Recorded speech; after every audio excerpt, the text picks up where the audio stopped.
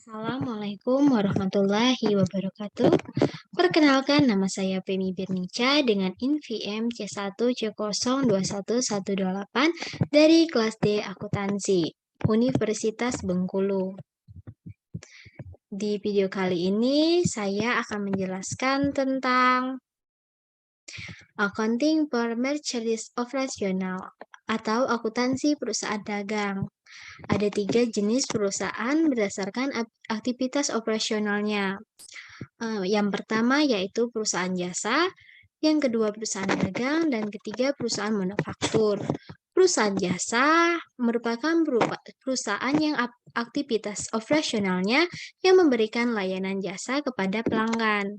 Contohnya itu seperti kolam pancingan, dia hanya memberikan jasa.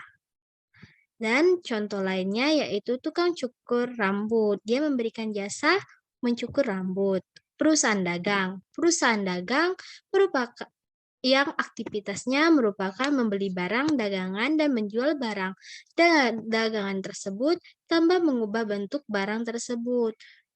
Contohnya itu seperti contoh dalam kehidupan sehari-harinya itu seperti perusahaan dagang itu seperti toko manisan. Dia membeli dengan tidak mengubah bentuk kepada agen.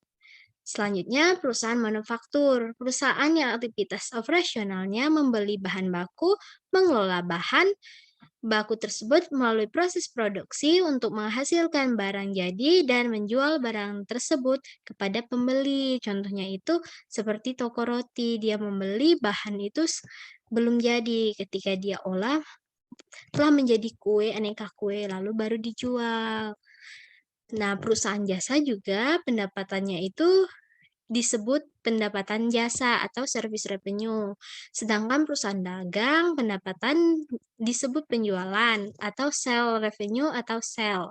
Sedangkan perusahaan manufaktur yaitu pendapatan disebut penjualan, sales revenue atau sales. Nah, masih banyak lagi perbedaan antara perusahaan jasa dan perusahaan dagang dan perusahaan manufaktur. Saya menjelaskannya hanya itu dan kita lebih memahaminya. Selanjutnya, kita ke aktivitas operasional jasa dan perusahaan. Nah, kan selain dari aktivitas yang membedakan perusahaan jasa dengan perusahaan dagang dan perusahaan manufaktur yaitu dari menghitung dan penyajian laba ruginya. Perusahaan jasa menyajikan laporan laba ruginya itu dengan format single step, yang artinya pendapatan yang diperoleh langsung dikurang dengan semua beban untuk memperoleh laba rugi.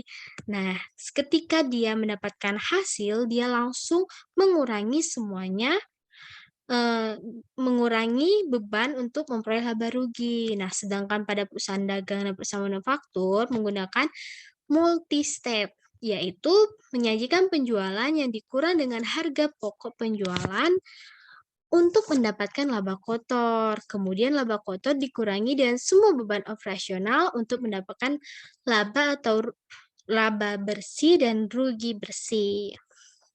Nah, perhitungan laba pada perusahaan dagang dan manufaktur. Nah, sebelum itu kita akan menjelaskan tentang HPP, harga peroleh. Harga peroleh adalah harga beli yang ditambah dengan biaya keseluruhannya.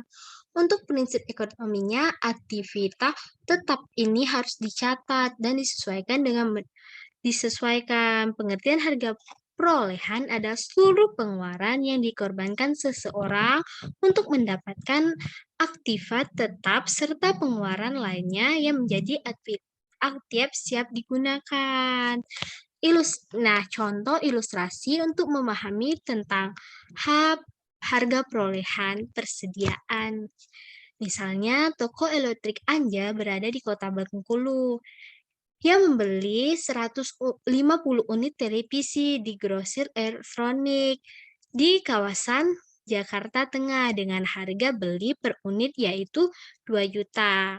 Nah, pengiriman televisi ini menggunakan ekspedisi darat dengan biaya pengiriman 20 juta. Jadi, total harga perolehan dari 50 televisi ini adalah 120 juta, sehingga harga perolehan per unit adalah 2.400.000. Nah, dia itu menghitung semua biaya yang dikeluarkan saat membeli bahan elektronik tadi, dari ekspedisi, semua biaya HPP itu semua biaya yang dikeluarkan untuk membeli barang tersebut, bahkan biaya makan juga bisa dihitung. Nah, kita masuk ke harga pokok penjualan HPP. Apa sih HPP itu? HPP merupakan harga perolehan atas barang yang terjual dalam satu periode. HPP merupakan akun kelompok beban. Nama lainnya adalah beban pokok penjualan. Dan dalam bahasa Inggris disebut cost of goods sold. Harga perolehan atas barang dagangan adalah semua pengeluaran yang dibayarkan oleh perusahaan untuk memperoleh barang dagangan sampai barang dagangan tersebut siap untuk dijual. Nah, contoh ilustrasi untuk memahami HPP. Saya akan memberikan contoh. Contohnya itu perusahaan pada bulan September 2020 membeli 100 unit barang dagangan dengan harga perolehan per unit yaitu $10. Selama bulan September terjual 80 unit barang dagangan dengan harga $15. Maka dari contoh ilustrasi tersebut, untuk bulan September 2020, 80 unit dikali dengan harga jual tadi yaitu $15 sama dengan $12. Sedangkan HPP untuk bulan September adalah 80 kali $10. Sehingga 800. Nah, sehingga laba kotor bulan September 2020 sebesar 400. Sedangkan 20 unit yang belum terjual sampai 30 September 2020 disebut persediaan barang dagangan akhir atau disebut ending inventories dengan nilai sebesar 20 unit dikali dengan harga TV tadi. Nah, nilai persediaan akhir per 30 September 2020 ini akan menjadi nilai persediaan barang dagangan awal untuk tanggal 1 Oktober. Begitu. Selanjutnya, kita ke istilah-istilah dalam kaitannya dengan arus harga perolehan cost and flow. Yang pertama yaitu begging inventory. Nah, begging inventory atau persediaan barang dagangan awal merupakan total harga perolehan atas barang dagangan pada awal periode yang nilainya diambil dari nilai persediaan akhir periode sebelumnya. Selanjutnya, cost of good purchase atau pembelian merupakan total harga perolehan atas barang yang dibeli untuk satu periode. Pembelian bersih sama dengan pembelian kotor plus biaya angkut pembelian dikurang rektur pembelian dikurang diskon pembelian. Yang ketiga yaitu cost of goods available for sales atau biasa disebut barang tersedia untuk dijual, merupakan total harga perolehan atas barang tersedia untuk dijual untuk satu periode yang dihitung dengan menjumlahkan persediaan barang dagangan awal ditambah pembelian bersih. Yang keempat yaitu cost of good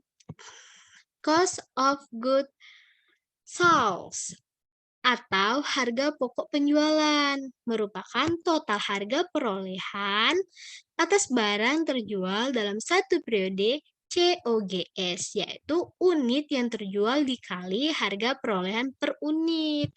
Yang terakhir yaitu ending inventories atau persediaan barang dagangan akhir, merupakan total harga perolehan atas barang yang belum terjual sampai akhir periode. Ending inventory sama dengan unit yang tersisa dikali dengan harga per unit untuk mencarinya. Selanjutnya kita masuk ke sistem pencatatan. Sistem pencatatan persediaan. Nah, ada dua sistem pencatatan persediaan. Yang pertama yaitu sistem perfektual dan sistem periodik. Sistem virtual yaitu setiap terjadi transaksi yang berhubungan dengan barang dagangan, contohnya pembelian direktur pembelian, pelunasan, utang atas pembelian barang dagangan, penjualan, dan recep penjualan, maka langsung mempengaruhi nilai persediaan sehingga akan dicatat dengan melibatkan akun persediaan, sedangkan sistem periodik tidak langsung. Nah, kalau di periodik tidak langsung mempengaruhi nilai persediaan sehingga tidak dicatat pada akun persediaan barang dagangan. Nah, selanjut perbedaannya itu perhitungan fisik sistem perfektual, perhitungan fisik di setiap akhir periode tidak wajib dilakukan karena perusahaan menggunakan kartu persediaan yang menjadi dasar informasi untuk nilai persediaan. Sedangkan di sistem periodik, perhitungan fisik persediaan di setiap akhir periode wajib dilakukan untuk menentukan perusahaan tidak melakukan nilai persediaan barang dagangan akhir. Nah, perbedaan selanjutnya yaitu jurnal penyesuaiannya. Jurnal penyesuaian terkait dengan barang dagangan akan dibuat jika perusahaan memilih tetap melakukan perhitungan fisik. Dan hasil perhitungan fisik berada dengan nilai persediaan menurut kartu persediaan jurnal. Sedangkan sistem periodik, jurnal penyesuaiannya terkait dengan barang dagangan wajib dibuat dengan tujuan untuk menghapus nilai persediaan awal dan memunculkan nilai persediaan akhir. Jurnal penyesuaian ini melibatkan dua akun, yaitu inventory dan cost of goods sold.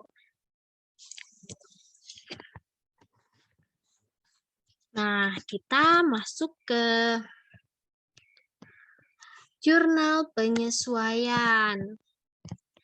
Nah, sama halnya pada perusahaan jasa, jurnal penyesuaian dibuat setiap akhir periode untuk menyesuaikan beberapa akun agar saldo akun-akun ketika disajikan dalam laporan keuangan sudah menunjukkan nilai yang sebenarnya. Jenis-jenis penyesuaian yang telah dibahas pada perusahaan jasa juga akan ditemui pada perusahaan dagang. Dua, ada tambahan penyesuaian dilakukan pada perusahaan dagang, yaitu jurnal penyesuaian, dibuat untuk menyesuaikan akun persediaan. Barang dagangan jurnal penyesuaian ini melibatkan dua akun, yaitu persediaan barang dengan inventory dan harga pokok penjualan cost of goods sold. Jika perusahaan menggunakan sistem perpetual, maka penyesuaian terhadap akun persediaan barang dagangan akan dibuat perusahaan memilih tetap melakukannya. Perhitungan fisik persediaan dan hasil perhitungan fisik berbeda dengan nilai menurut catatan atau kartu persediaan. Contohnya itu, nah, nilai persediaan menurut kartu persediaan per 30 September 2020 adalah $1.000. Namun, berdasarkan hasil perhitungan fisik, nilai persediaan yang tersedia adalah $950. Maka perusahaan akan membuat jurnal penyesuaian agar nilai persediaan yang disajikan dalam laporan keuangan sebesar nilai yang sebenarnya menurut perhitungan fisik, maka jurnal penyesuaian yang dibuat adalah goods of goods sold di debit sebesar $50 dan inventory di kredit sebesar $50. Nah, jika perusahaan menggunakan sistem percatatan periodik, maka jurnal penyesuaian dibuat dengan tujuan untuk menghapus nilai persediaan awal dan memunculkan nilai persediaan akhir. Contohnya, nilai persediaan barang dagang per 1 September 2020 adalah $1.200 berdasarkan perhitungan fisik tanggal 30 September 2020, nilai persediaan yang masih tersisa merupakan $900. Maka perusahaan akan membuat jurnal penyesuaian untuk menghapus nilai persediaan awal sebesar 1.200 tersebut dan memunculkan nilai persediaan akhir sebesar $900 dengan jurnal penyesuaiannya itu seperti ini, yaitu cost of goods sold di debit senilai $1.200, inventory di kredit senilai $1.200, dan inventory didebitkan lagi $900, dan cost of goods sold dikreditkan $900, atau dicatat dengan satu jurnal penyesuaian saja. Maka penyesuaiannya yaitu cost of goods sold $300 di debit dan inventory di kredit senilai $300. Selanjutnya kita masuk ke laporan keuangan pada perusahaan dagang. Nah, di laporan laba rugi, jika perusahaan terjadi kesalahan. Jika perusahaan menggunakan sistem pencataan perpektual, maka nilai cost of goods sold dapat langsung diperoleh dengan kita melihat pada catatan persediaan. Tapi, jika perusahaan menggunakan sistem percatatan periodik, maka sebelum menyusun laporan laba rugi, maka perusahaan terlebih dahulu akan menghitung harga pokok penjualan atau cost of goods sold untuk periode tersebut. Contoh perhitungan harga pokok penjualannya yaitu seperti ini. Selanjutnya setelah itu baru perusahaan menyusun laporan laba rugi seperti contoh yang disajikan sebelumnya. Yang kedua, laporan perubahan ekuitas, dan yang ketiga, laporan posisi keuangan, keempat, laporan arus kas, dan kelima, catatan atas laporan keuangan. Terus, jurnal penutup, sama halnya dengan perusahaan jasa. Oke, itulah video saya tentang accounting for marketing operasional atau perusahaan jasa. Saya tutup. Jika terjadi kesalahan, saya mohon maaf. Saya juga dalam proses belajar. Saya akhiri. Wassalamualaikum warahmatullahi wabarakatuh.